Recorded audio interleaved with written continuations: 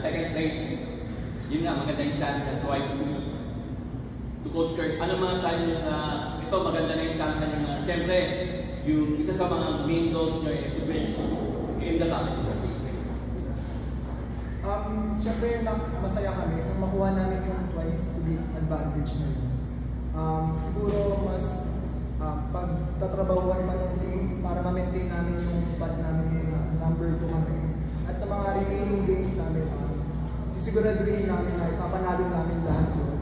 At para pagdating ng Final Four is makuha talaga namin yung gusto namin makuha ng team. And to Angel and Phil, so of course, getting the number 2 ranking is not going to be easy. So, what's your mindset? First, getting the number 2 ranking in the at the end of the eliminations, what do you think? Like Coach Kurt said, we're feeling good about our standing in the conference so far. This is we're at a good spot, but the work is never done yet. We still got a few more opponents to face, and we plan to keep on working hard, building on our standing by collecting more wins, and we do that together as a team. So while we're at second, we're not going to be complacent. We're going to continue working hard, even harder. Thank you.